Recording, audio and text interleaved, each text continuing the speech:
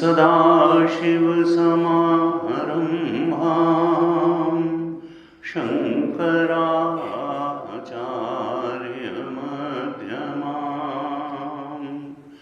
अस्मदाचार्यपर्यन्तां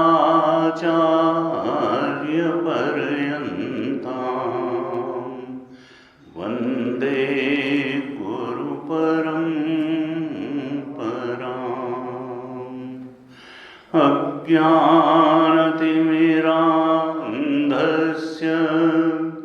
ज्ञानाञ्जनशलाकया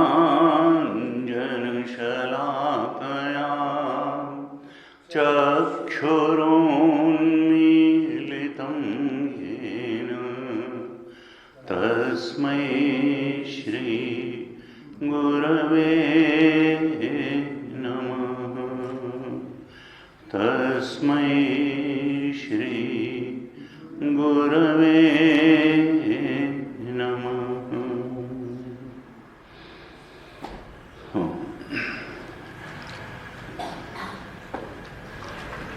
शिक्षावल्ली के प्रारंभ में प्रथम अनुवाक में दिए शांति मंत्र का पाठ करेंगे। आप बताइए। शं नो मित्रः शं वरुणः शं नो भवत्वर्यमा शं न इन्द्रो बृहस्पतिः शं नो विष्णुरुक्रमः नमो ब्रह्मणे नमस्ते वायो त्वमेव प्रत्यक्षं ब्रह्मासि त्वामेव प्रत्यक्षं ब्रह्म वदिष्यामि ऋतं वदिष्यामि सत्यं वदिष्यामि तन्माम् अवतु तद्वक्तारम् अवतु अवतु माम् अवतु वक्तारम्। ओम शांति शांति शांति।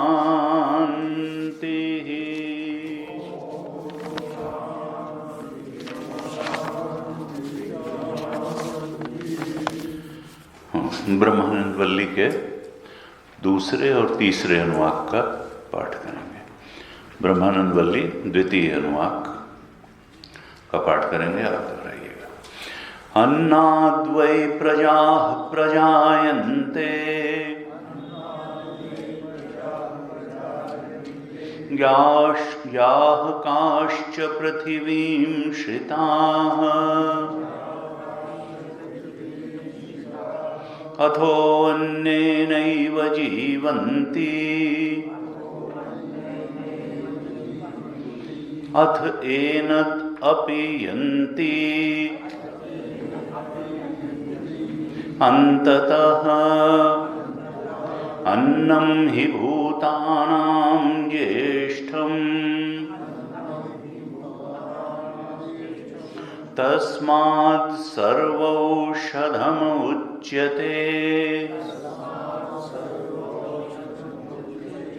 सर्वं वै ते अन्नम् आप्नुवन्ति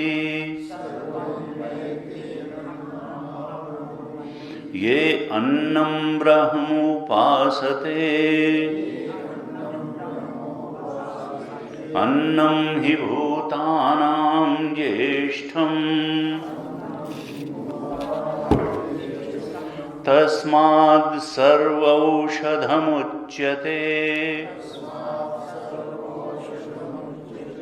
अन्नं हि भूतानां ज्येष्ठम् तस्मात् सर्वौषधमुच्यते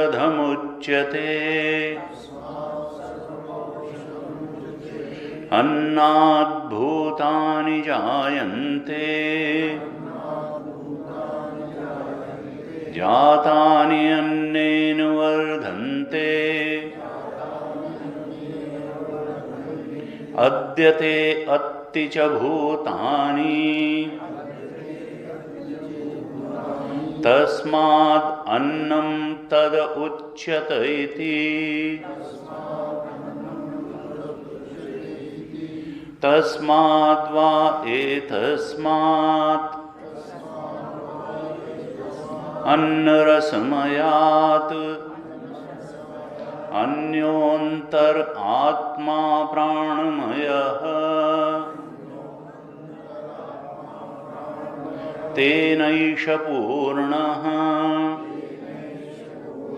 स वा एष पुरुषविद एव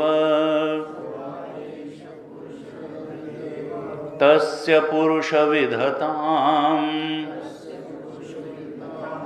अन्वयं पुरुषविदः तस्य प्राण एव शिरः व्यानो दक्षिणः पक्षः अपान उत्तरः पक्षः आकाश आत्मा पृथिवी पुच्छं प्रतिष्ठा तदप्येष श्लोको भवति। तृतीय अनुवाक का भी पाठ करते हैं। आप दोहराइए। प्राणं देवानुप्राणन्ति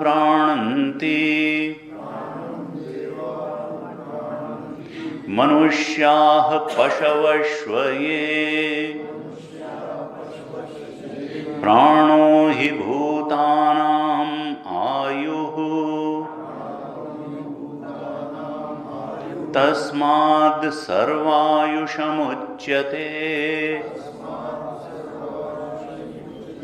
सर्वम् एव ते आयुर्यन्ति ये प्राणं ब्रह्म उपासते प्राणो हि भूतानाम् आयुः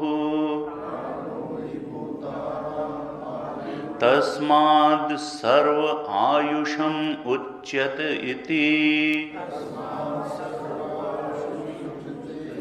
तस्यैष एव शारीरात्मा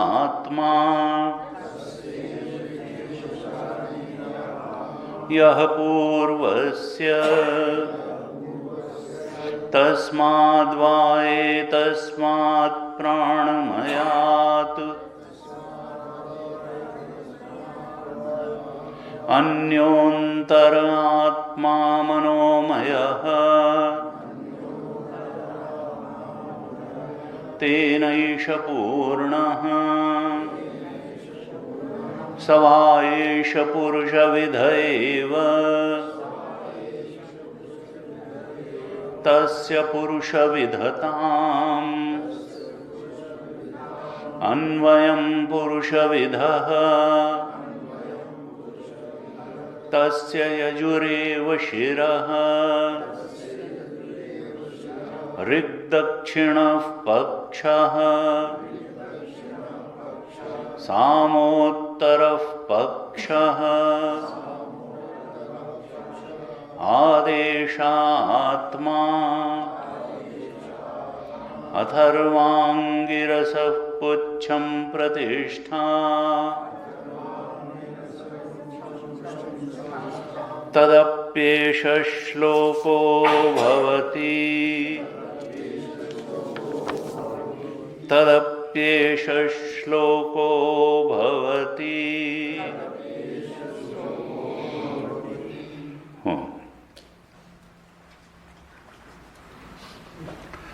श्रुति माता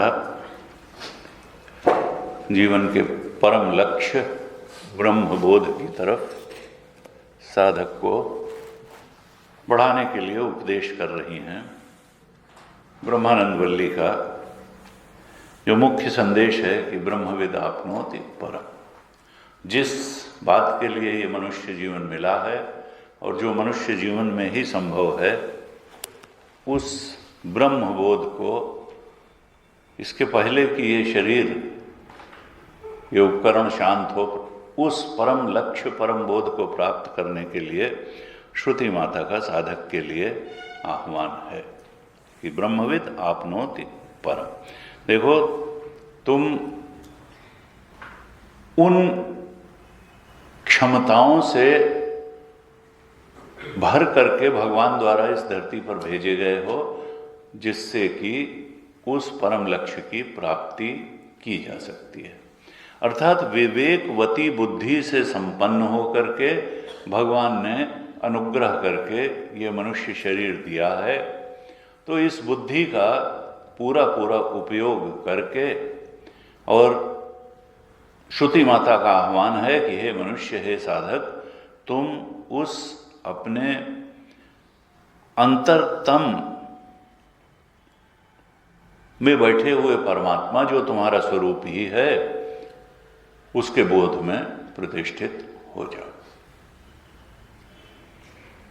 क्योंकि अभी तुमने जिसको अपना स्वरूप मान रखा है, वो तुम्हारा स्वरूप है नहीं। तुमने तो ओढ़ी हुई पहचानों को ही अपनी पहचान मान लिया है, और इसलिए जो सही पहचान तुम्हारी है उधर ध्यान ही नहीं जा रहा है। तुम आवरणों को ही मैं मान करके बैठ गए, कोशों को ही मैं मान के बैठ गए। कभी अन्नमय कोश, प्राणमय कोश, मनोमय कोश, विज्ञानमय कोश, आनंदमय कोश, इन्हीं में मैं बुद्धि कर ली।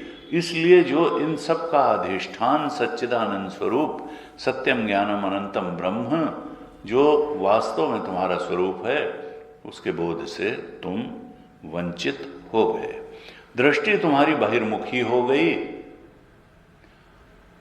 इन कोशों में मैं बुद्धि करके फिर संसार में सत्य बुद्धि हो गई, और जो वास्तव में सत्य था, संसार का अधिष्ठान और कोशों का अधिष्ठान, उस सत्यम ज्ञानम अनंतम ब्रह्म की पहचान भूल गई। लेकिन भूल जाने से सत्य खत्म नहीं हो जाता, सत्य में हो जाते। सत्य तो बना ही रहेगा। मिथ्या में इतनी ताकत नहीं है कि सत्य को खत्म कर दे। प्रतिमान सर्प में इतनी ताकत नहीं है कि रज्जू को समाप्त कर दे। रज्जू तो रज्जू ही रहेगी।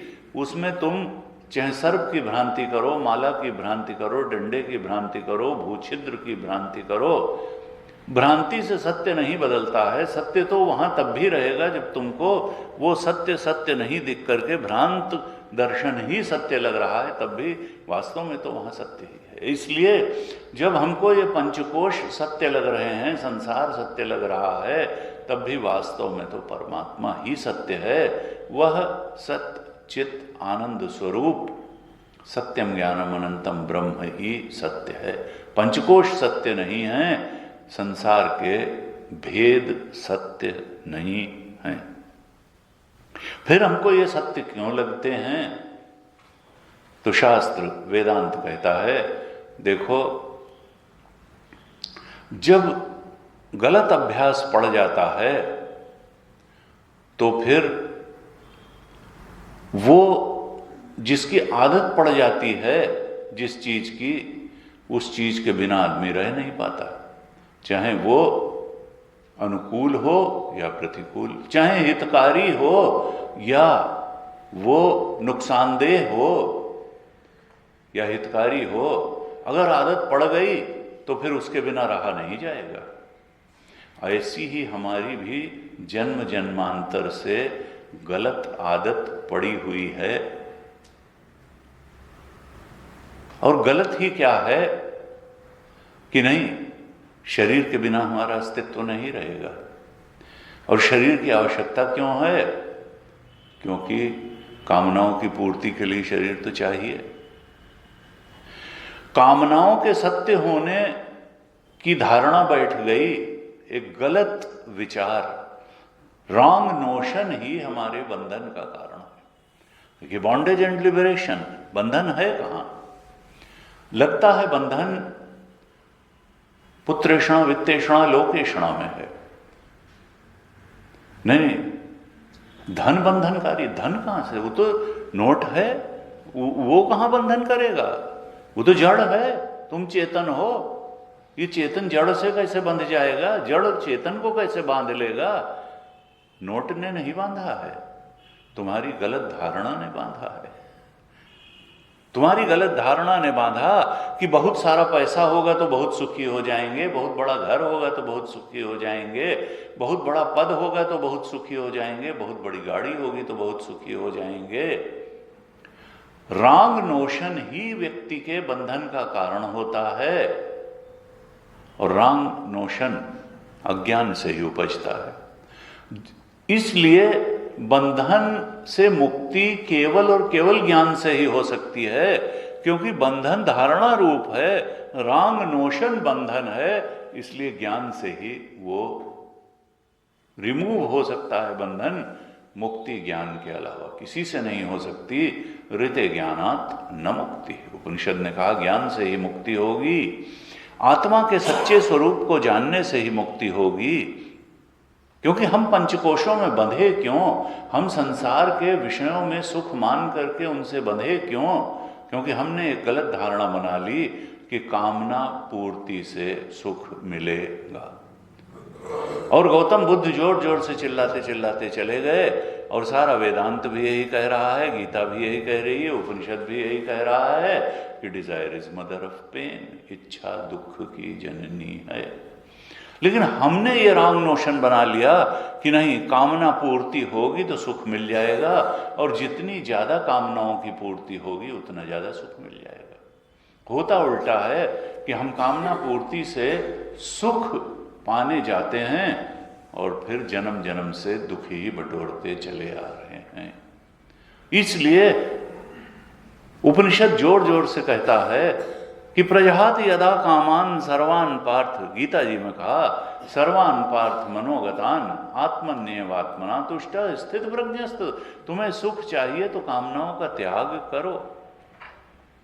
न कर्मणा न प्रजया धनेन त्यागेन एके अमृतत्वम आंशु, कैवल्य उपनिषद में कहा न कर्मणा न। देखो, कर्म से परम तृप्ति, परम शांति, परम सुख की प्राप्ति नहीं होगी। बहुत सारी संतान उत्पन्न करने से भी नहीं होगी, बहुत सारा धन पाने से भी नहीं होगी। न कर्मणा न प्रजया धनेन, कैसे होगी? कामना के त्याग से। त्यागेन एके अमृतत्व, यही एक रास्ता है परम शांति और सुख पाने का। त्याग के अलावा कोई रास्ता नहीं है। और त्याग किसका करना है? स्थूल वस्तु का नहीं, कामना मात्र का ही त्याग करना है। इस रॉन्ग नोशन का त्याग करना है कि कामना पूरी होने से सुख मिलेगा।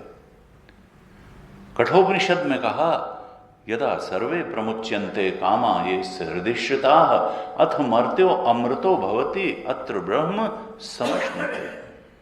कामनाओं को त्याग करके यही ब्रह्म बोध में, यानी हमारे और हमारे स्वरूप के बीच में, ब्रह्म स्वरूप के बीच में ये कामनाएं ही बाधा बन करके खड़ी हैं, वासनाएं ही बाधा बन करके खड़ी हैं।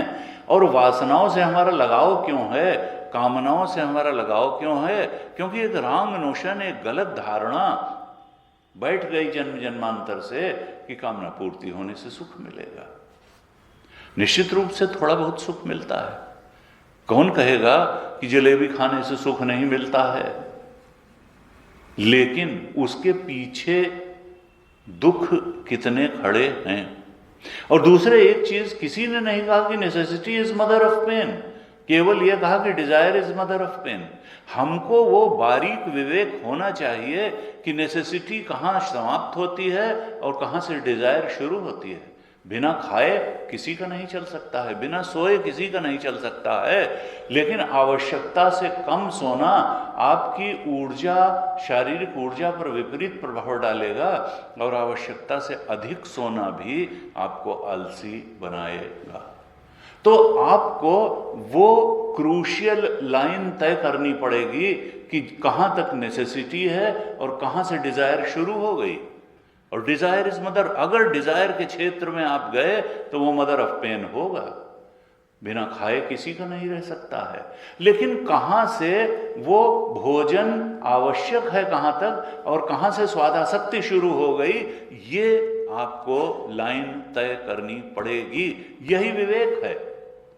गीता जी ने कहा 4 ही बातें हैं जो योग की कसौटी हैं कि ये नेसेसिटी और डिजायर का फर्क आप कर पा रहे हैं कि नहीं कर पा रहे हैं, और नेसेसिटी से कूद के कहाँ डिजायर की श्रेणी में आप चले जा रहे हैं, ये तुम विवेक करने की क्षमता रखो साधक। अगर तुम नेसेसिटी तक ही अपने को रखोगे तो जीवन में सुख ही सुख होगा, और जहां तुम डिजायर के क्षेत्र में गए तो फिर तुम दुख को आमंत्रित करोगे।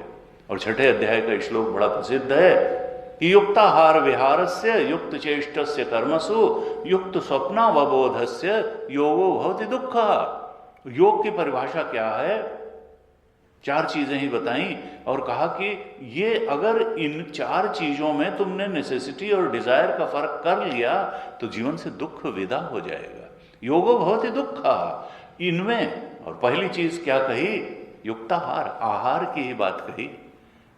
कहां तक खाना जरूरी है, क्या खाना जरूरी है, और कहां से स्वादासक्ति के लिए भोजन शुरू हो जाता है। नहीं नहीं, ये भी चाहिए, रसगुल्ला भी चाहिए, ये सब 56 भोग चाहिए, ये नहीं नहीं। क्या क्या आपके शरीर के लिए आवश्यक है, कितना आवश्यक है, किस समय पर आवश्यक है, तो उतना आहार करो। युक्त कम करोगे तो भी तुम्हारी फैकल्टीज मरी मरी सी लगेंगी।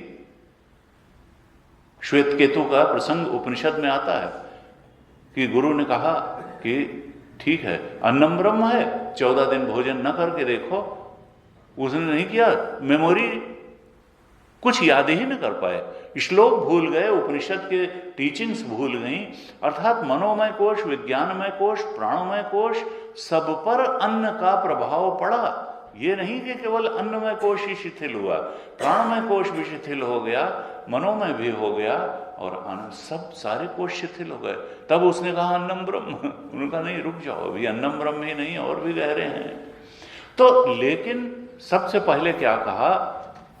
योग युक्ताहार, आहार के विषय में नेसेसिटी और डिजायर का फर्क करो साधक।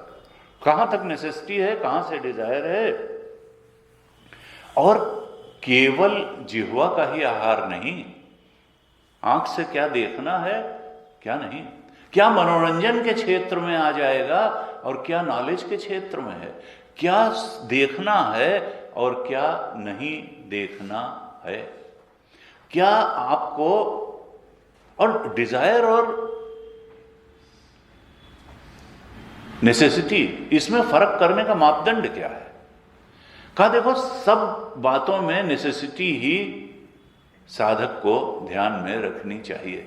जो नेसेसरी है, जो भी दृश्य जगत में चीजें हैं वो हैं तो मिथ्या, लेकिन साधना के लिए ये शरीर भी आवश्यक है, ये मन भी स्वस्थ हो आवश्यक है, प्राण भी सबल आवश्यक हैं, विवेकवती विज्ञान में कोश भी आवश्यक है, और आनंदित भी होना चाहिए। मरे मरे जिंदा रहने वाला साधना भी नहीं कर सकता है। उत्साह भरा होना चाहिए, आनंदित होना चाहिए। इसलिए पंचकोश बिल्कुल स्वस्थ दशा में होने चाहिए। लेकिन किस लिए स्वस्थ दशा में होने चाहिए? संसार के भोगों को पाने के लिए? कहते नहीं, वो तो इच्छा की श्रेणी में आ जाएगा, वो तो डिजायर की श्रेणी में आ जाएगा। अगर हम नेसेसिटी तक अपने जीवन को रखते हैं तो ये कोश पांचों स्वस्थ रहेंगे। लेकिन किस लिए इनको स्वस्थ रखना है? कहा केवल एक इच्छा जीवन में होनी चाहिए, उमा कहूं मैं अनुभव अपना, सत हरि भजन जगत सब सपना।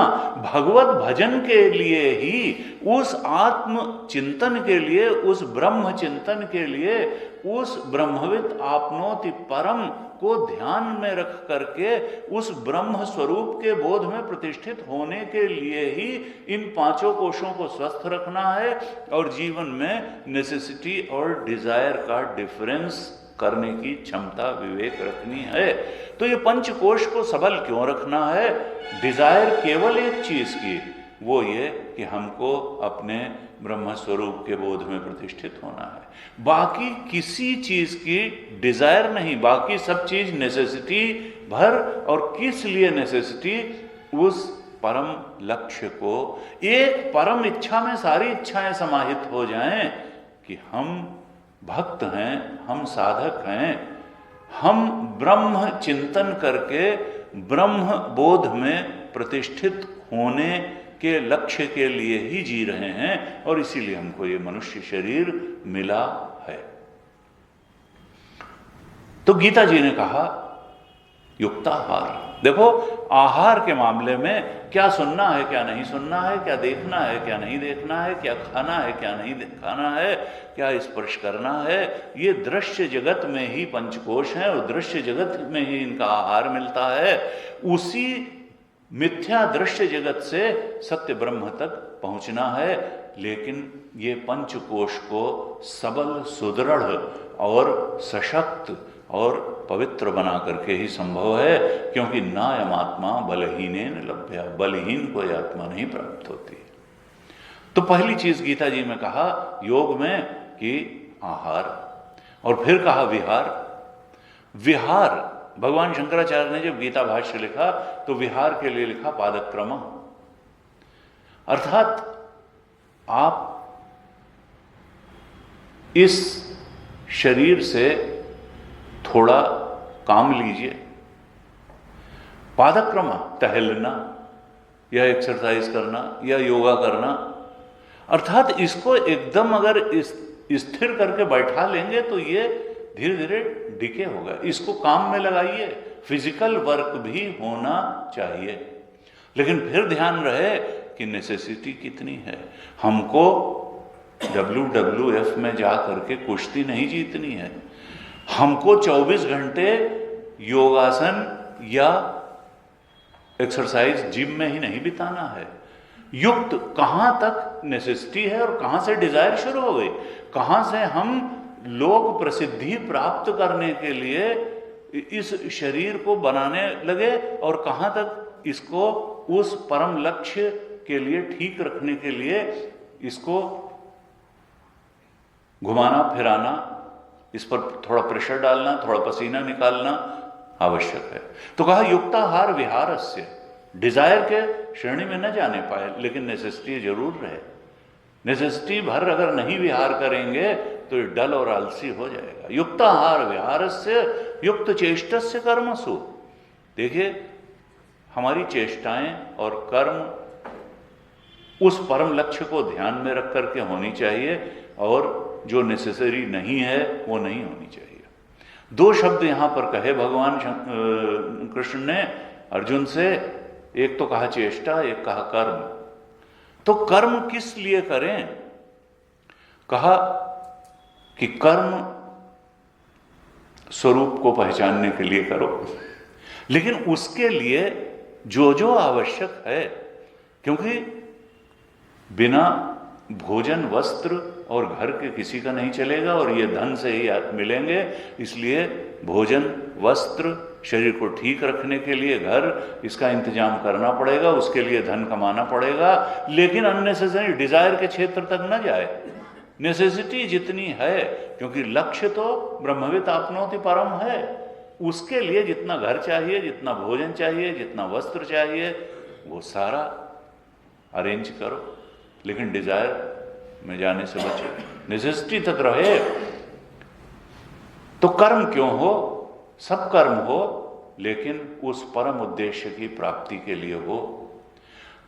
युक्त चेष्टस्य कर्मसु, चेष्टाएं भी युक्त हों। गलत साधनों से सही लक्ष्य नहीं प्राप्त किया जा सकता। कई बार लोग कहते हैं कि नहीं, कर्म क्यों होता है? इच्छित परिस्थिति को प्राप्त, कर्म भविष्य में कुछ फल प्राप्त करने के लिए किया जाता है। कर्म वर्तमान में किया जाता है और फल भविष्य में होता है। कहा लेकिन वह फल प्राप्त करना ही कर्म का उद्देश्य न हो, हमको राइट मीन्स से राइट एम को अचीव करना है। अगर युक्त चेष्टाएं नहीं हुई, गलत साधनों का प्रयोग करके आपने इच्छित फल को प्राप्त भी कर लिया, तो आज नहीं कल दुख के भागी होंगे। वो इच्छित फल लगेगा कि जैसे बहुत हमको सुख दे दिया उसने, शांति दे दी, लेकिन चूंकि वो युक्त चेष्टा से नहीं आया है, युक्त कर्म से नहीं आया है, इसलिए वो फल प्राप्त होकर के भी आज नहीं कल दुख का कारण होगा और अंतःकरण को शुद्ध तो करेगा ही नहीं, मलिन कर देगा। तो चेष्टा अनेक होती हैं जो एक कर्म के लिए किए जाते हैं और फल प्राप्त होता है, फल तो प्राप्त हो गई। और चेष्टाएं अंदर से बाहर तक होती हैं। चिंतन भी एक चेष्टा है, वचन भी एक चेष्टा है और कर्म भी एक चेष्टा है। देखिए, मनसा वाचा कर्मणा, कोई भी कर्म जो है वो पहले चिंतन के धरातल पर होता है, फिर व्यक्ति डिस्कस करता है, वचन के धरातल पर होता है और फिर एक्शन में आता है, फिर कर्म। इसलिए हमारे यहाँ ये फ्रेज बड़ा प्रसिद्ध है कि कोई भी कर्म में 3 स्टेप्स होते हैं, मनसा वाचा कर्मणा। पहले चिंतन होता है, फिर वचन में उतरता है, वाणी में उतरता है, हम किसी से इंटरेक्ट करते हैं, सलाह लेते हैं, कुछ आदेश देते हैं, निर्देश देते हैं और फिर उससे कर्म बढ़ता है। तो ये तीनों ही स्तर पर हमको नेसेसिटी और डिजायर का भेद करना चाहिए। अनावश्यक क्यों सोचें, अनावश्यक क्यों बोलें और अनावश्यक क्यों करें? जो डिजायर के क्षेत्र में आ रहा है उसको सोचने की जरूरत क्या है, उसको बोलने की जरूरत क्या है, उसको करने की जरूरत क्या है? युक्त चेष्टस्य कर्मसु। और कहा युक्त स्वप्नावबोधस्य, जितनी देर नींद लेनी है उतनी देर लें, ब्रह्म मुहूर्त में उठना है तो उठ जाएं, और early to bed and early to rise makes a man healthy wealthy and wise. तो अंग्रेजों ने भी उस चीज को देखा। तो हमको जब जितना विश्राम चाहिए, स्लीप चाहिए, वो लें, और जब जागना है किसी में अति न करें, जागने में भी अति न करें, सोने में भी अति न करें। वो जो नेसेसिटी और डिजायर के बीच की बात है, स्वप्न का मतलब सोना और अवबोध माने जागना, जागने और सोने में अपने ठीक प्रकार से हम आकलन करके ये 4 चीजें बताई, आहार, विहार, चेष्टा कर्म और सोना जागना। और भगवान गीता में कहते हैं योगो बहुत, यही इसमें नेसेसिटी और डिजायर का फर्क करके अगर हम नेसेसिटी तक सीमित रखेंगे और जरूर करेंगे और डिजायर में नहीं जाएंगे तो योगो बहुत ही दुख का, जीवन से दुख चला जाएगा। तो हम अपने जन्म जन्म से पड़े हुए गलत अभ्यास के कारण इस भ्रांति में पड़े हुए जीवन पे जीवन बिताते चले आ रहे हैं कि कामना पूर्ति से सुख मिलेगा।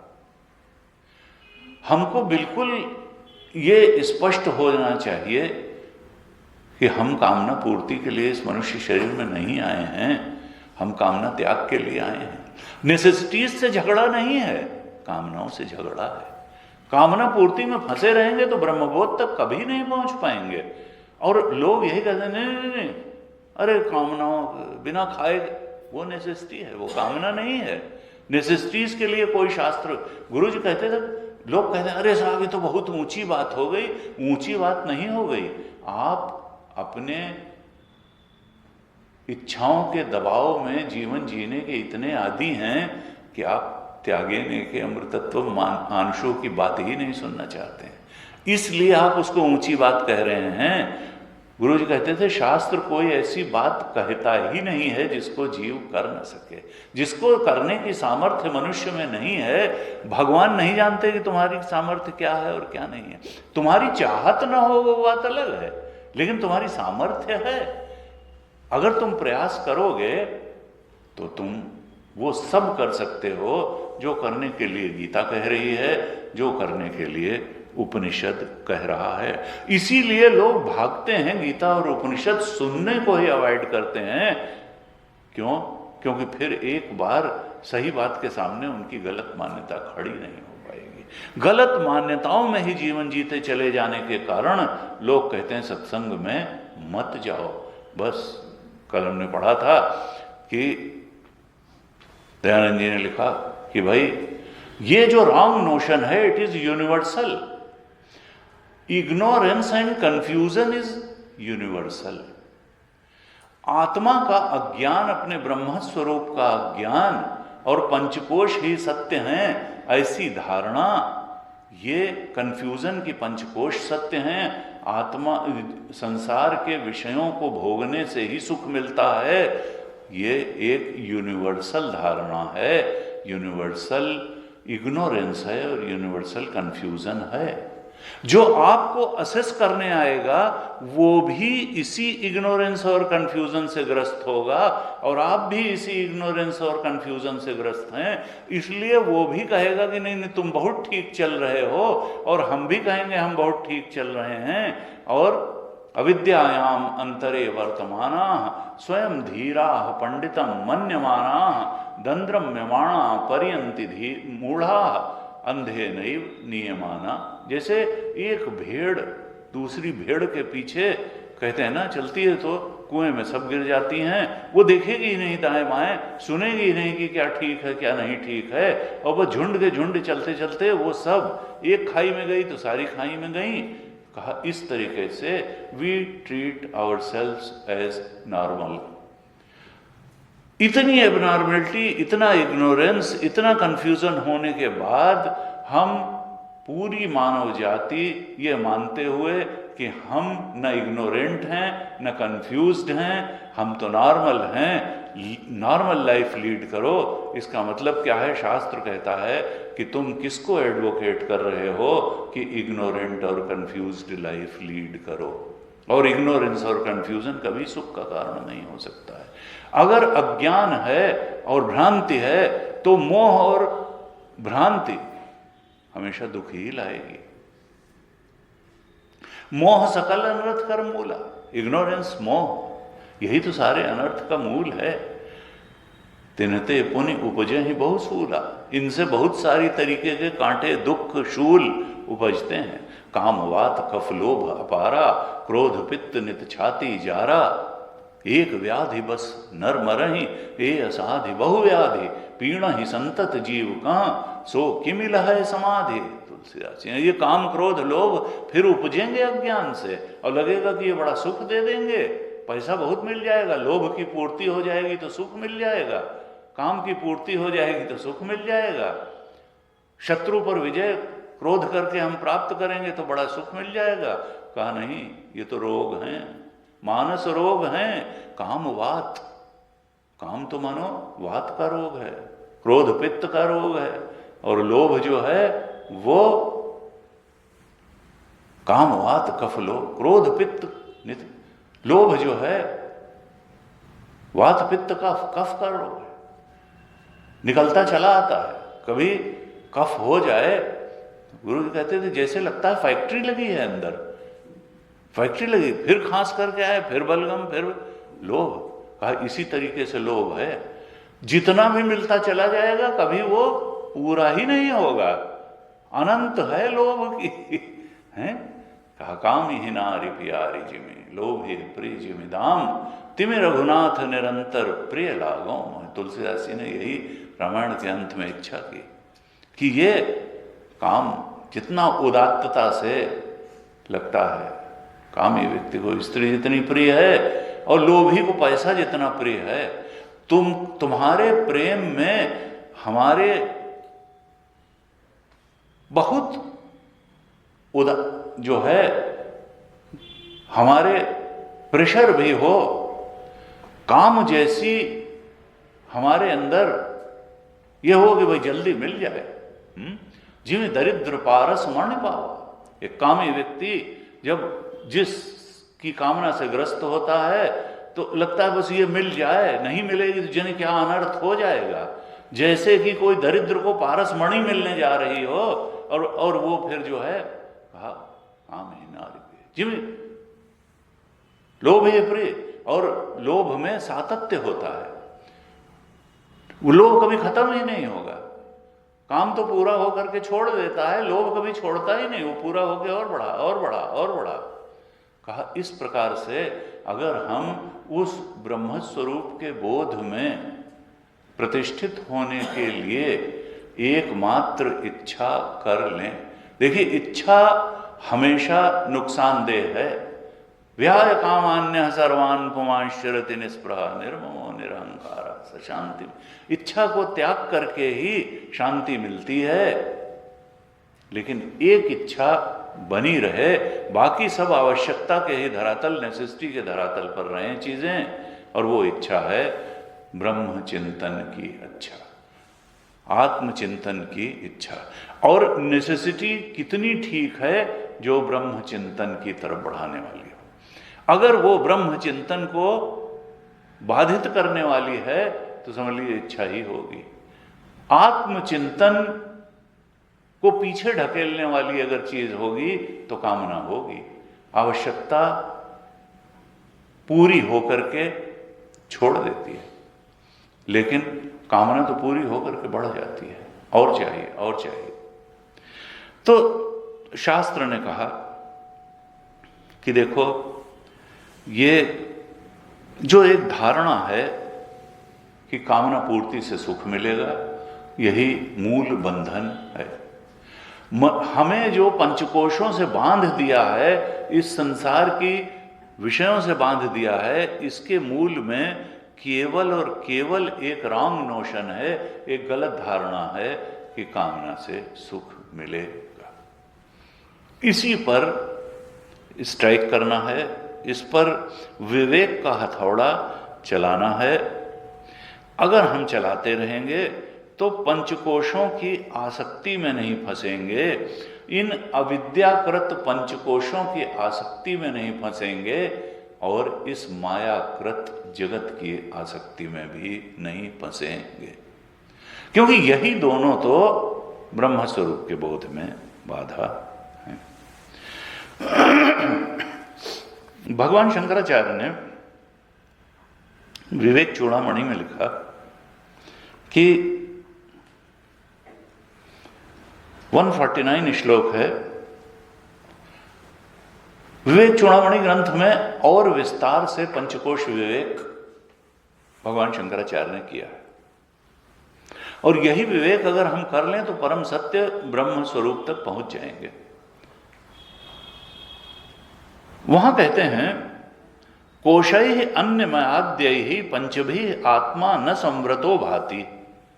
कोशैः अन्नमय आद्यैः, ये अन्नमय आदि कोशों से संवृतः ढका हुआ है, आवृत है। कोशैः अन्नमयाद्यैः, अन्नमय आदि अर्थात पांचों, अन्नमय, प्राणमय, मनोमय, विज्ञानमय, आनंदमय, इन पांचों कोशों से ढके होने के कारण, कोश का मतलब है कवर, कवर, पांच कवरिंग्स हैं हमारे शुद्ध चेतन स्वरूप पर। इन पांचों कोशों से संवृतः जो आत्म तत्व है न भाति, वो प्रकट नहीं है, प्रकाशित नहीं है। हम ये तो जानते हैं कि हम चेतन हैं, लेकिन हम शुद्ध चेतन हैं ये हम नहीं जानते। हम तो सोचते हैं इस देह के चेतन होने से हम चेतन हैं, प्राण होने से हम चेतन हैं, मन में इच्छाएं अनुभूतियां सुख दुख की होने से हम चेतन हैं, बुद्धि में विवेक होने से हम चेतन हैं, और आनंद की अनुभूति होने से हम चेतन हैं। नहीं नहीं, ये सब कोशों के धर्म हैं। वो तो स्वरूप आनंद को तो हमने जाना ही नहीं, स्वरूप के ज्ञान को नहीं जाना और स्वरूप के सत्य को नहीं जाना। कहा कोशई अन्नमयाद्य ही पंचभी आत्मा न संवृता भाति, आत्मा न भाति, क्योंकि 5 कोशों से आवृत्त है। निज शक्ति समुत्पन्न ही शैवाल पटलई इव अम्ब वापी स्थम। हमने कल चर्चा की थी भाष्य में, भगवान शंकराचार्य ने एक दृष्टांत दिया था कि अन्नमयादिभ्य, हमने जो भाष्य पढ़ा था, कल ही पढ़ा था परसों, अन्नमयादिभ्य आनंदमय अंतेभ्य आत्मभ्य अंतरतमम ब्रह्म विद्या प्रत्यगात्मत्वेन दिदर्शेषु शास्त्रम अविद्याकृत पंचकोश अपनयनेन अनेक तुष कोद्रव विदुषीकरणेन एव तद अंतर्गत तंडुलान प्रस्तौति तस्माद् वाये तस्माद् अन्न रस मयादि इत्यादि। गीता प्रेस की किताब में पेज 111 पर यह भाष्य था प्रारंभ से। तो वहां पर कहा भगवान शंकराचार्य ने कि ये किस प्रकार से पंचकोशों से जो हमारा अंतरतम ब्रह्म तत्व है ये आवृत्त है। जैसे धान में जो चावल है वो भूसी से आवृत्त रहता है, भूसी से कोद्रव अर्थात एक प्रकार का चावल है कोदों, वो जिस प्रकार से भूसी से आवृत्त रहता है, अंदर चावल रहता है, बाहर हस्क या भूसी रहती है, और वो चावल निकालने के लिए भूसी को हटाना पड़ेगा तब चावल मिलेगा और उसको खाने का फिर रस आएगा। इसी प्रकार से जैसे 5 लेयर्स ऑफ हस्क, जो तुष भूसी की 5-5 कवरिंग उस शुद्ध चेतन पर बैठी हुई हैं, उनको हटा करके पंचकोश अपनयनेन, इन 5 लेयर्स को का अपनय करके हटा करके, और हटाया कैसे जाएगा? ये हैं कैसी? अविद्याकृत। अविद्याकृत चूंकि हैं ये 5 लेयर्स, इसलिए हटेंगी कैसे? विद्या से ही हटेंगी, ज्ञान से ही हटेंगी, क्योंकि इनकी उत्पत्ति ही आविद्यक है। आविद्या ये न होते हुए भी बड़ी महत्वपूर्ण लग रही हैं। इनका रियल एग्जिस्टेंस शुद्ध चेतन आत्म तत्व का ही है।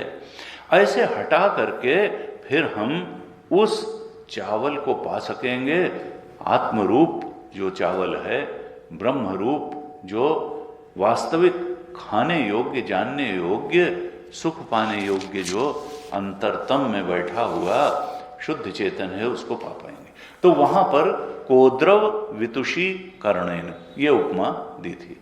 देखिए बार बार भगवान शंकराचार्य अनेक उपमाओं से हमको ये बताने की कोशिश कर रहे हैं कि जहां तुम मैं बुद्धि करके बैठे हो वो तुम मैं नहीं हो, क्योंकि सत्य आता जाता नहीं है। हम जानते हैं कि ये फिजिकल बॉडी 50, 60, 70 साल पहले नहीं था और रह नहीं जाएगा। अगर ये सत्य होता तो आता जाता नहीं, आने जाने वाली चीज सत्य नहीं होती है। त्रिकालेति तिष्ठति इति सत्यम, जो तीनों कालों में रहे सत्य वही होता है। प्राण में भी सत्य नहीं है, मनोमय, विज्ञान में, आनंद में सब बदलता और मिटता है, सत्य नहीं। सत्य तो उसका अधिष्ठान चेतन है। ये बात एक चावल और भूसी के दृष्टांत से भगवान शंकराचार्य ने यहाँ भाष्य में बताई। और जो श्लोक अभी हमने विवेक चूड़ामणि में पढ़ा उसमें कहते हैं शैवाल पटलई इव अम्ब वापी स्थम निज शक्ति समुत्पन्न ही। ये पंचकोश किसकी ताकत से, किसकी सत्ता से सत्तावान है? घड़ा किसकी सत्ता से सत्तावान है? मिट्टी। घड़ा जो होगा तो घड़ा क्या सत्य है? कहा नहीं, वो केवल नाम रूप का आरोपण है, सत्य वहां मिट्टी ही है। ये पंचकोशों का भी सत्य आत्म तत्व ही है। ये तो खाली एक नाम रूप का आरोपण है। हमने इनको जबरदस्ती सत्य बना करके पकड़ करके रखा है, रॉन्ग नोशन की वजह से, कि ये रहेंगे तो सुख मिलेगा, इनमें रहने से हमको तृप्ति का बोध होगा, और तृप्ति स्वरूप आत्मा है। चावल तृप्ति देगा, भूसी तृप्ति नहीं देगी। भूसी हटाओ, विद्या से हटाओ, क्योंकि अविद्यक है। यहां कहा भगवान शंकराचार्य ने, निज शक्ति समुत्पन्न शैवाल पटलई एव अम्ब वापी स्थितम। जैसे तालाब है, वापी, वापी मतलब तालाब, तालाब में शैवाल, जलकुंभी, काई ऊपर जमी हुई है, शैवाल एल्गी, काई जमी हुई है, हरा हरा दिखाई दे रहा है, और पानी छुपा हुआ है। और वो शैवाल हुई कहां से? पानी ही तो उसका अधिष्ठान है। शैवाल पानी में से ही उत्पन्न हुआ और पानी को ही छुपा दिया। जो दिख रहा है वही सत्य लगने लगा, शैवाल सत्य लगने लगा, और जो जिससे उसकी उत्पत्ति हुई, जिसकी सत्ता से वो सत्तावान हुआ, उसी को उसने छुपा दिया। जैसे तालाब में काई जब है तो वो जल को छुपा देती है, लेकिन इसका मतलब ये थोड़ा है कि पानी खत्म हो गया, वो तो उसका अधिष्ठान है। हम थोड़ा सा काई हटाएंगे तो जल मिल जाएगा। ऐसे ही ये आत्म तत्व पंचकोशों से आवृत है, और पंचकोशों के कारण वो दिखाई नहीं दे रहा है। जैसे तालाब में शैवाल से, एल्गी से, काई से कवर हो जाने के कारण जल नहीं दिखाई दे रहा है, और वो किसकी सत्ता से सत्तावान है? जल की ही सत्ता से काई सत्तावान है। ऐसे ही आत्मा की सत्ता से ही पंचकोश सत्तावान है, लेकिन उन्हीं को छुपा देते हैं। निज शक्ति समुत्पन्न ही, जल की ताकत से ही पैदा हुआ शैवाल, और लेकिन जल को ही छुपा दिया। अब उसको जल पी करके तृप्त और संतुष्ट, हम तो अतृप्त हैं, प्यासे हैं, तभी तो जन्म जन्मांतर से भटक रहे हैं। कामना पूर्ति क्यों चाहते हैं? सुख पाने के लिए ही तो कामना पूर्ति चाहते हैं। इसका मतलब क्या है? कि सुखी नहीं होगा वही तो सुख पाना चाहेगा। यानी हम सुखी नहीं हैं, इसीलिए तो सुख, जिसके पास जो होता है उसको पाने की इच्छा उसको थोड़ा होती है। तो कहा कि देखो तुम सुख के भिखारी हो। इसका मतलब क्या है? कि जो दुखी, जो जिसके पास धन नहीं होता वही तो पैसा मांगता है, अगर होता तो मांगते क्यों? इसका मतलब तुम दुखी हो और सोचते हो कि कामना पूर्ति से सुख मिलेगा, तो जगह जगह घूम रहे हो, हे तुम हमको सुख दे दो, तुम दे दो, तुम दे दो। तुम प्यासे हो, तुमको जल पीना है, तो वो जल मिलेगा कहाँ? शैवाल को, एल्गी को हटाओगे तो वहीं पर जल रखा हुआ है, उसको पी करके तुम्हारी प्यास भी बुझ जाएगी, आनंद भी होगा, तृप्ति भी होगी। कहा फिर इसी प्रकार से जो तृप्ति पाने का तरीका क्या है? कहा तत् शैवाल अपनये सम्यक सलिलम प्रतीयते शुद्धम। जब हम सम्यक रूप से उस एल्गी को हटाते हैं तो फिर सलिलम प्रतीयते शुद्धम, शुद्ध जल हमको मिल जाता है, क्योंकि वो तप्त नहीं होगा, वो प्रखर किरणों से उस जल, उस शैवाल के नीचे शुद्ध और शीतल जल हमको प्राप्त होता है। तृष्णा संताप हरम सद्य, उसको पी करके जो आपका संताप था, क्यों? क्योंकि गर्मी से आया, प्यास लगी हुई है, तो तृष्णा भी पूरी हो गई जल को पीने से, जो प्यास लगी थी वो भी बुझ गई, और जो ताप, बहुत ज्यादा मुंह हाथ थोड़ा धोया तो जो ताप था उसका भी हरण हो गया। हम भी जन्म जन्मांतर से ऐसे ही शरीरों और संसार में दौड़ते हुए तप्त हैं, ताप से ग्रस्त हैं, त्रिताप से ग्रस्त हैं, आधि दैविक ताप, आधि भौतिक ताप, आध्यात्मिक ताप से तप्त हैं, और ये तीनों ताप तब तक हरण नहीं होंगे जब तक हम उस ब्रह्म चेतन रूप जल में स्नान नहीं कर लेंगे, उसका पान नहीं कर लेंगे, और ये शैवाल को हटा के ही होगा, पंचकोश रूपी शैवाल को हटा के होगा। तब तृष्णा संताप हरम सद्य, और पीते ही तृष्णा और संताप हरेगा, सद्य तत्काल हरण होगा तृष्णा का भी ताप का भी। और यही नहीं, सौख्यम प्रद परम पुंसः, हे मनुष्य तुमको सौख्यम प्रदम अर्थात आनंद की भी प्राप्ति होगी, ताप का भी हरण हो जाएगा, प्यास भी बुझ जाएगी, और आनंद की प्राप्ति, सौख्यम, जिस सुख की तुमको आनंद की जन्म जन्म से तलाश थी वो आनंद भी प्राप्त हो जाएगा। ऐसा कहा कि देखो भाष्य में चावल और भूसी की उपमा दी, विवेक चूड़ामणि में भगवान शंकराचार्य ने शैवाल की उपमा दी, और इस प्रकार से विभिन्न उपमाएं दे करके ये जो पंचकोश विवेक, इसको शास्त्र में वेदांत में पंचकोश विवेक क्योंकि है अविद्याकृत, इसलिए विवेक करके विद्या से ही इसका निवारण करके इन कोशों में मैं बुद्धि हटा करके शुद्ध चेतन में मैं बुद्धि करना, इतना ही तो करना है, यही तो साधना का स्वरूप है। क्योंकि हमारे दुख का कारण क्या है? देहात्म बुद्धि।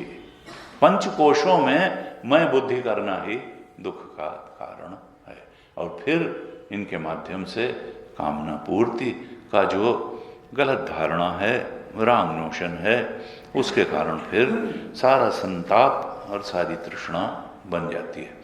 हमने कल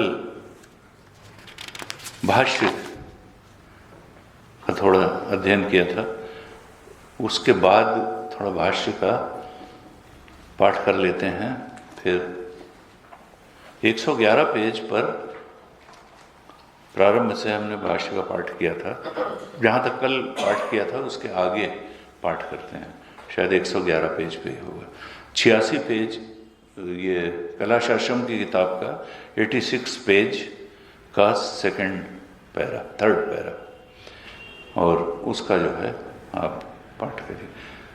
कल जहाँ तक किया था उसके बाद, आत्मा एष पूर्ण वायुना वायुना वायुना इति द्रति, जैसे कुमार की धौंकनी में वायु भरी रहती है, ऐसा प्राणमय कोश के वर्णन के बाद सवा एष प्राणमय आत्मा पुरुषविध एव पुरुषाकार एव शिरः पक्षादिभिः किं स्वतः एव न इति आह प्रसिद्धं तावत् अन्नरसमयः अन्नरसमयस्य आत्मनः पुरुषविधत्वं तस्मात् अन्नरसमयस्य पुरुषविधतां पुरुषाकारताम् अन्वयं प्राणमयः पुरुषविधौ पुरुषविधः पूषानिषिक्त प्रतिमावत् मूषानिषिक्त प्रतिमावत्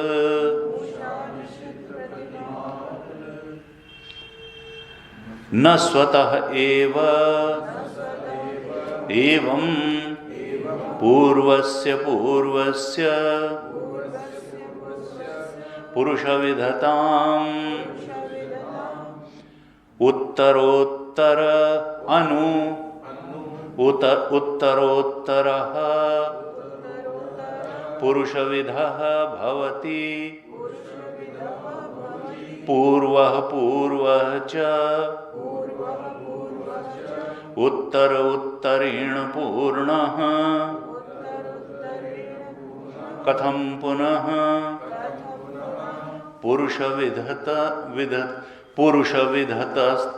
पुरुष विधता अस्य इति उच्यते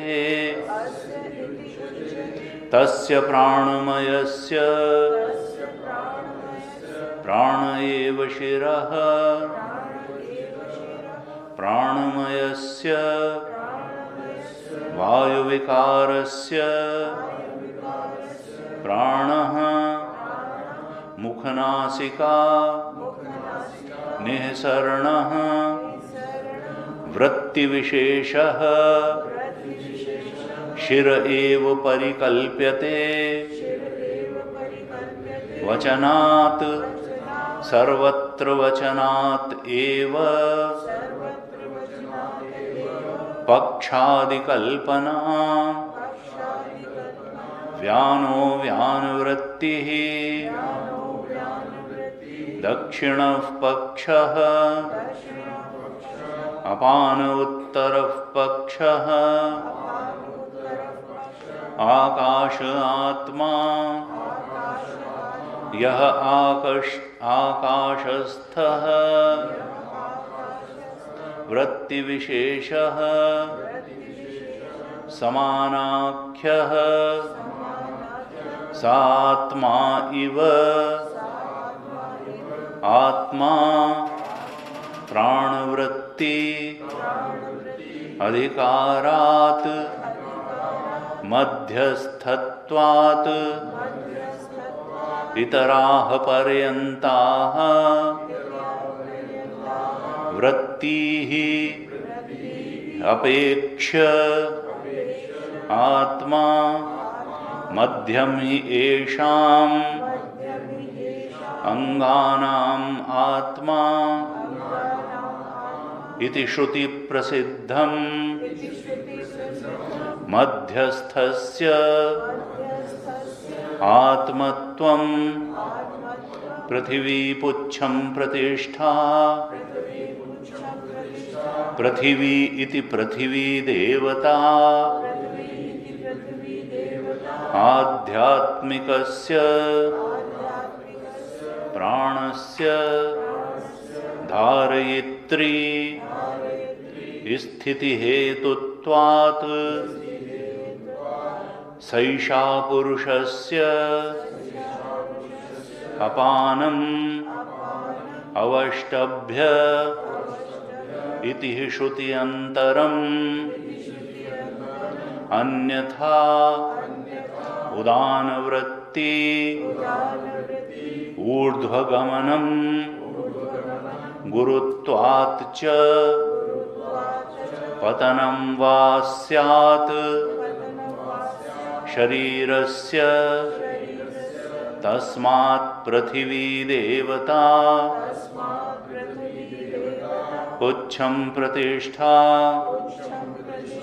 प्राणमयस्य आत्मनः तत्तस्मिन् एव अर्थे प्राणमय आत्मविषये एष श्लोको भवति एष श्लोको भवति। अब श्रुति माता प्राणमय कोश का वर्णन कर रही है। श्रुति में कहा तस्माद् वा एतस्मात् अन्न रस मयात्, इस अन्नमय रस से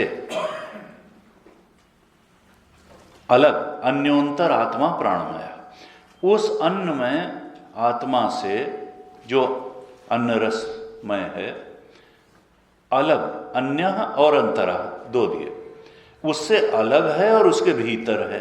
अन्य और अंतरा आत्मा प्राणमय है, इससे अलग और इसके भीतर रहने वाला एक और आत्मा है जिसको प्राणमय आत्मा कहा। वो आत्मा कैसा है? प्राणमय। अन्नमय के अंदर प्राणमय आत्मा है, तेन एष पूर्ण, और वो कैसा है? प्राणमय से अन्नमय भरा हुआ है। एष अर्थात अन्नमय पूर्ण है किससे? प्राणमय से। जब पूर्ण है प्राणमय से तो उसका आकार क्या होगा? कहा सवा एष पुरुष देव, ये प्राणमय जो आत्मा है ये भी उस अन्नमय आत्मा की तरह ही इसका आकार है। प्राणमय अगर अन्नमय देहाकार है, उसका सिर है, दाहिना हाथ है, बायां हाथ है, पुच्छम प्रतिष्ठा है, पैर हैं, तो यही स्वरूप प्राणमय आत्मा का भी है। ये प्राणमय भी देहाकार ही है। क्यों? क्योंकि तस्य पुरुष विधताम, ये पुरुष के आकार का ही है, पुरुषाकार ही है, और अन्वयम पुरुष विद्या, उस पुरुषाकार में अन्वित है, भरा पूरा है। इसलिए बिल्कुल इसका स्वरूप, क्योंकि ये तो निराकार है, हम प्राण का तो कोई आकार जो है वो अनुभव करते नहीं है, लेकिन असल में प्राण भी बिल्कुल उसी आकार का है जिस आकार का अन्नमय कोश है। अन्नमय आत्मा में भरा पूरा होने से ये भी पुरुष विधा है, ये भी पुरुषाकार ही है, अर्थात इसका भी सिर है, इसका भी दाहिना पंख है, बायां है, और पुच्छम प्रतिष्ठा है। कहा अब इसका सिर कौन है? जैसे अन्नमय का सिर दाहिना पक्ष, बायां पक्ष, पुच्छम प्रतिष्ठा बताया था, उसी प्रकार से अब प्राणमय का सिर क्या है, दाहिना पंख क्या है, बायां पंख क्या है, पुच्छम प्रतिष्ठा क्या है, तो बताते हैं तस्य प्राण एव शिरः, प्राण ही इसका सिर है, व्यान दक्षिण पक्ष है, अपान उत्तर पक्ष है, आकाश आत्मा है, और पृथ्वी पुच्छम प्रतिष्ठा है।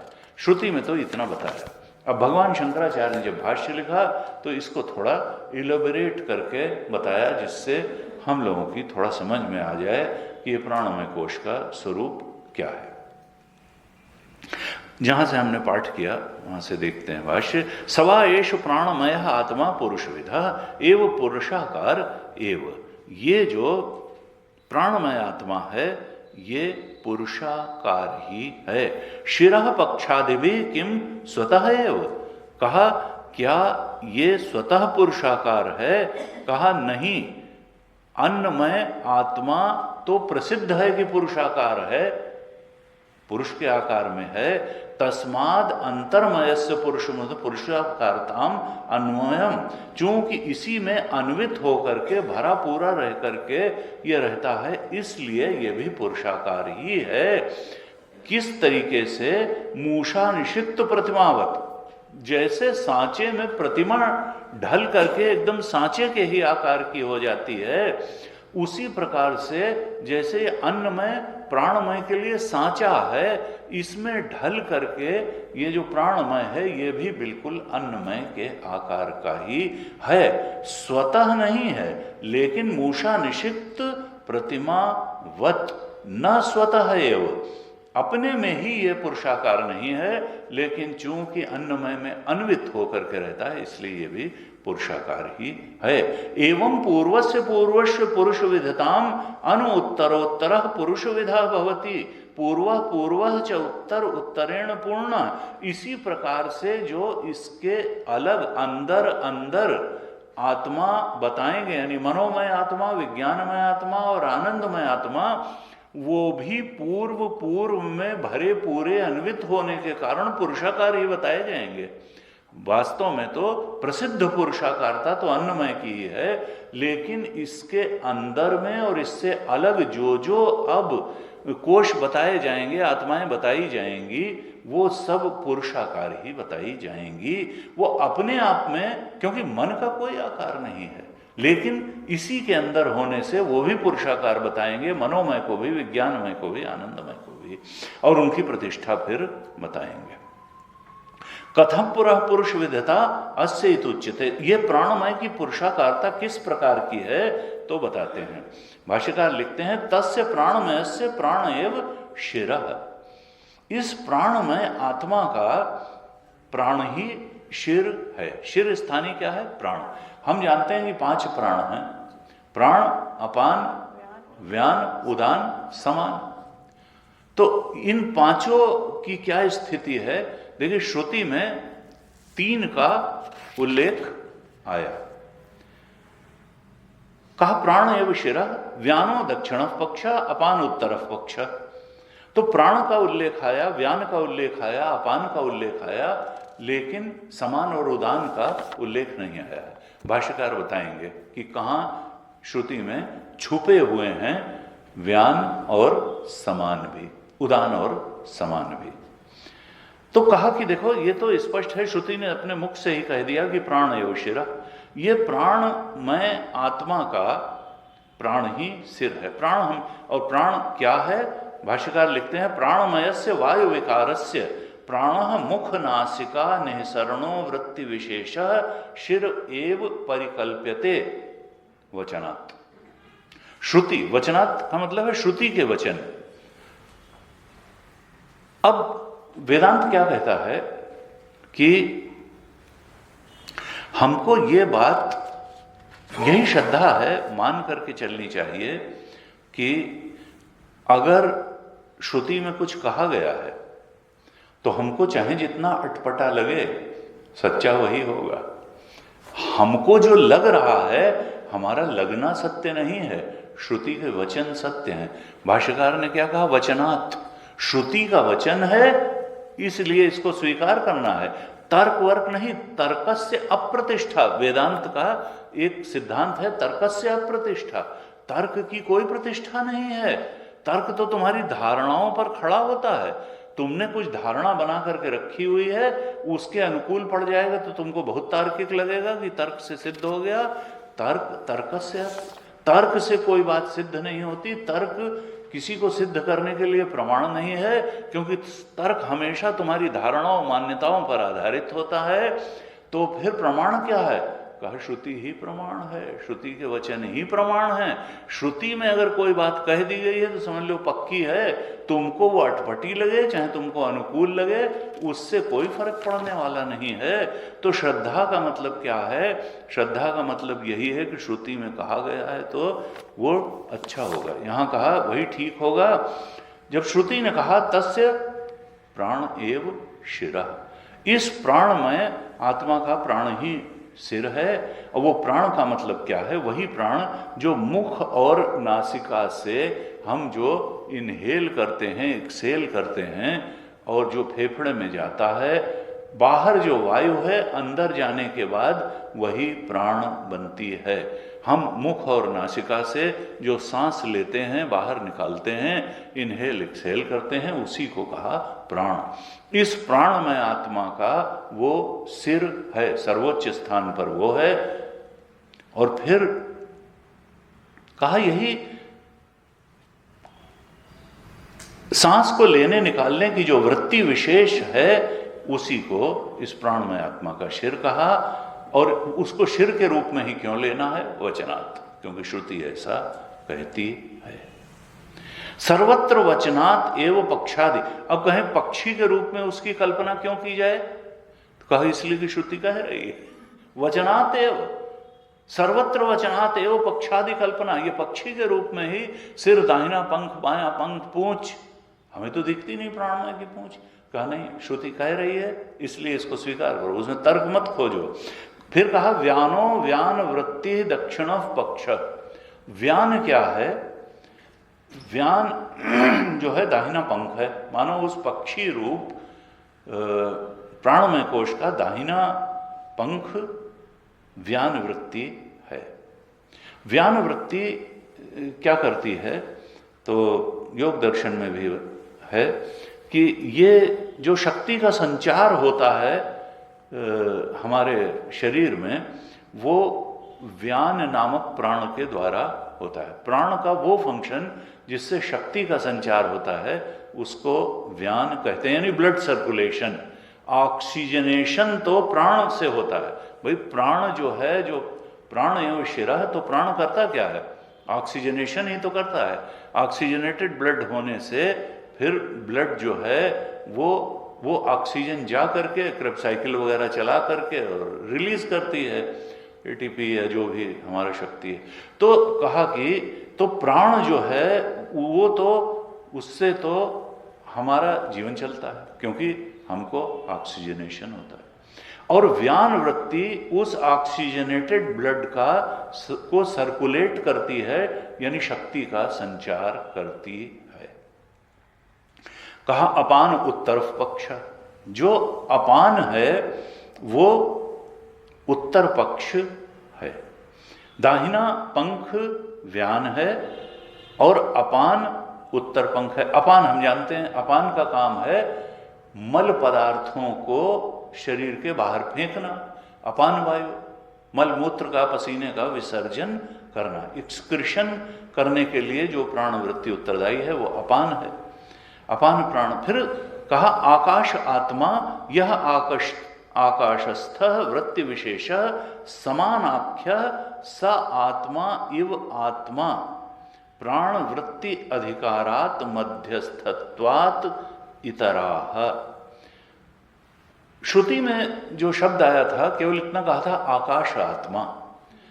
श्रुति ने समान वायु का उल्लेख नहीं किया था, लेकिन शंकराचार्य भगवान कहते हैं कि देखो आकाश आत्मा जो मध्य भाग है शरीर का, असल में यही तो क्या है, लिवर भी है, किडनी भी है, इंटेस्टाइन्स भी हैं, सारे ऑर्गन्स तो इस मध्य भाग में ही हैं। इसलिए उदरस्थ मध्य भाग को कहा आकाश।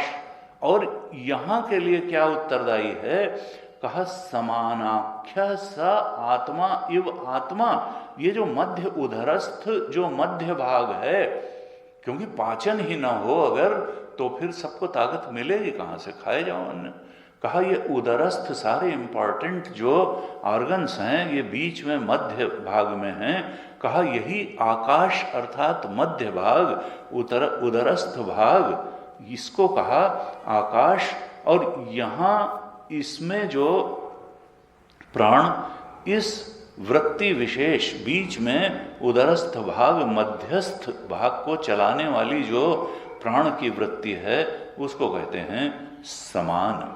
समानाख्य स आत्मा एव आत्मा प्राण वृत्ति अधिकारात मध्यस्थत्वात् इतरा। तो ये प्राण व्यान और अपान से अलग जो समान प्राण है वो पाचन आदि के लिए उत्तरदायी है। कहा यही समान जो है इसको आकाश आत्मा कहा। इतरा पर्यंतः वृत्ति अपेक्ष आत्मा। फिर दूसरी श्रुति कहते हैं मध्यम ही एषाम अंगानाम आत्मा इति श्रुति प्रसिद्धम मध्यस्थस्य आत्मत्वम। दूसरी श्रुति में भी कहा कि जो मध्य अर्थात उदर है, उदर के आकाश को ही आकाश कहा है, यानी बॉडी कैविटी, उसी को आकाश कहा है। और उपलक्षणा से समान वायु वहां समझी जानी चाहिए। कहा पृथ्वी पुच्छम प्रतिष्ठा। इस सब का आधार क्या है, प्राण में आत्मा का आधार क्या है, प्रतिष्ठा क्या है, पूंछ क्या है, कहा पृथ्वी।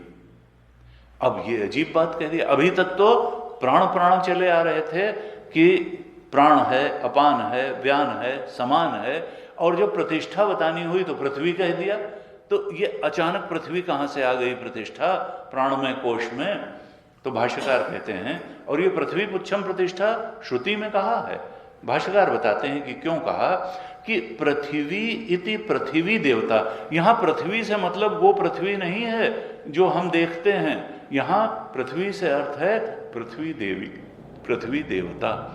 यहां पृथ्वी देवता से अर्थ है अर्थात वह सामर्थ्य आध्यात्मिकस्य प्राणस्य धारयित्री स्थिति हेतुत्वात्।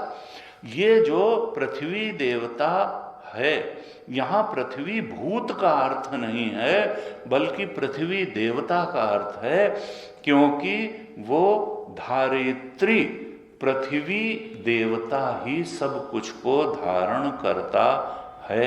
सैषा पुरुषस्य अपानम अवष्टभ्य। ये पृथ्वी देवता ही पुरुष के समान अपानम अवष्टभ्य, अपान को धारण करता है। धारण करके रखता है। अपान वायु बाहर और नीचे मल विसर्जन वगैरह, कहा ये अपान को धारण, ये पूरे प्राण में आत्मा, प्राण में कोश को ही धारण करके पृथ्वी देवता रखता है। इति ये प्रश्नोपनिषद में भी कहा, अन्यथा उदान वृत्ति ऊर्ध्व गमनम गुरुत्वात् च पतनम वा स्यात् शरीरस्य तस्मात् पृथ्वी देवता पुच्छम प्रतिष्ठा प्राणमयस्य आत्मना। कहते हैं अन्यथा क्या होता, अगर ये पृथ्वी देवता सब कुछ को पकड़ करके धारण करके न रहता, तो जो उदान वृत्ति है उसके कारण सब कुछ उड़ करके अंतरिक्ष में चला जाता। हम इस पृथ्वी पर रह ही नहीं सकते थे। देखिए, उदान वृत्ति जो है वो इस जीव को एक शरीर से निकाल करके उदान प्राण दूसरे शरीर में ले जाता है, अर्थात ये उड़ाने वाली वृत्ति है। उदान वृत्ति ही चिंतन में भी होती है। देखिए, हम चिंतन करते करते हमारा मन कहाँ कहाँ उड़ता है, तो चिंतन को सहारा देने वाली भी उदान वृत्ति है। कहते हैं ना भाई, तुम्हारा चिंतन बहुत उड़ता है, तुम जो है, और जीव को निकाल करके दूसरे शरीर में ले जाने। तो ये उदान प्राण के कारण हम उड़ करके चले जाते, अगर पुच्छम प्रतिष्ठा के रूप में ये पृथ्वी देवता पूरे कोशों को पकड़ करके न रखता। इसलिए कहा है पृथ्वी पुच्छम प्रतिष्ठा। यहां पृथ्वी देवता, और हमको इससे गुरुत्वाकर्षण से मिलाने की जरूरत नहीं है, हमको उसमें विज्ञान डालने की जरूरत नहीं है, हमको उसको यही लेना है। पृथ्वी देवी हमारे यहां भगवान विष्णु पालन के देवता माने गए। विष्णु पालन के देवता हैं और उनकी दो पत्नियां हैं, श्रीदेवी और भूदेवी। श्रीदेवी के कारण सारा ऐश्वर्य महत्ता होती है जीवन में, और भूदेवी पालन की देवी हैं, विष्णु पालन के देवता हैं, और उनकी भूदेवी यानी पृथ्वी देवी, यही तो सब कुछ यहीं से उत्पन्न होता है, और पृथ्वी ही तो 84 लाख योनियों को पोषण देने का आधार है।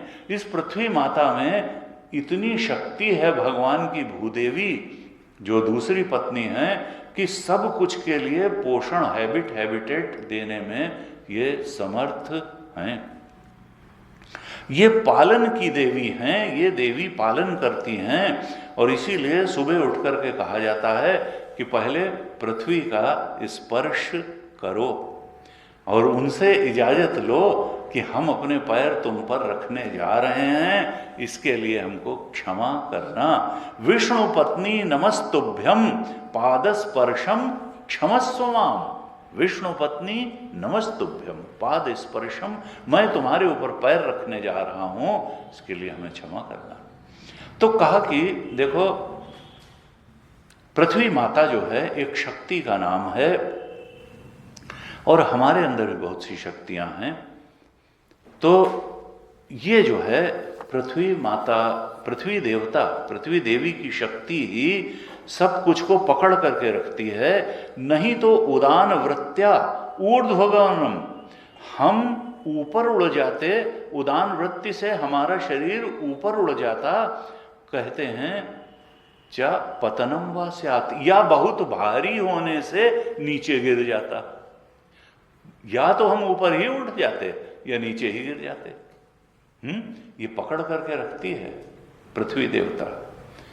कहते नहीं साहब, हम तो दो पैरों वाले जीव हैं, हम तो बैलेंस होकर के चलते हैं, और वो सेरिबेलम है, वो सेरिबेलम जो है वो बिल्कुल जो है ऐसा बैलेंस किए रहता है। तो शास्त्र कहते हैं नहीं, सेरिबेलम वगैरह के चक्कर में मत पड़ो, तुम जो है इंटरनल ईयर के चक्कर में मत पड़ो कि उसमें खराबी आएगी तो चक्कर आएगा। तो तुम तो ये समझो कि पृथ्वी देवता जो है वो, नहीं तो दो पैरों पर तुम अगर खड़े हो सकते हो तो सीढ़ी में भी तो दो पैर होते हैं, फिर वो गिर क्यों जाती है? वो तो नहीं जो खड़ी रहे, वो तो तीन पैर कम से कम हो तो चीज खड़ी हो पाती है। तुम कैसे दो पैर से खड़े हो? तो कहा कि नहीं, तीन पैर जो है, तीसरा पैर तो है नहीं।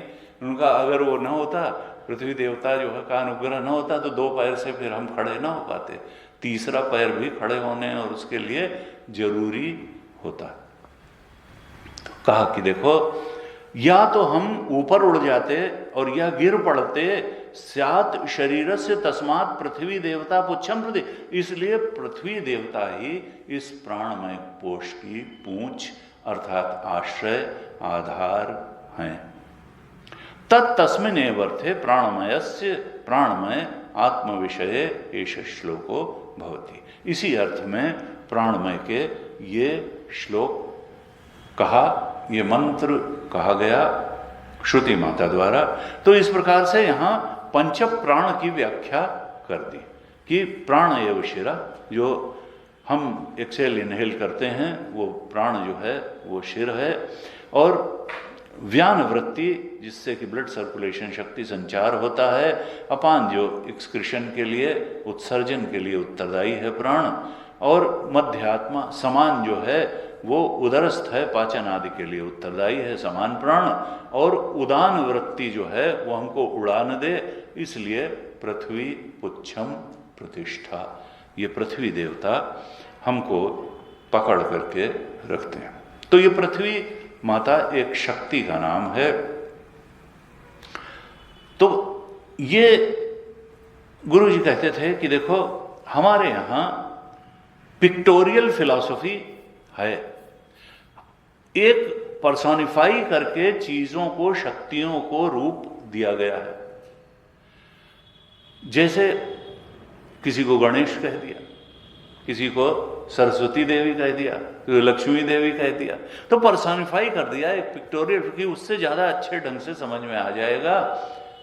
चूहे पर बैठे हैं गणेश जी, चूहे पर गणेश जी बैठे हैं, तो गणा नाम ईशः गणेश।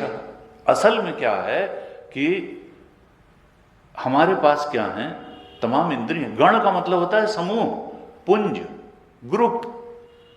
गणों, इंद्रिय गण है, तो उनका ईश कौन है? गणेश। वृत्तियों का एक समूह है, वृत्तियों का ईश कौन है? गणेश। हमारे तमाम अंग हैं, इनका ईश का मतलब है जो नियंता है, नियमन करने वाला है, ईशन करने वाला है।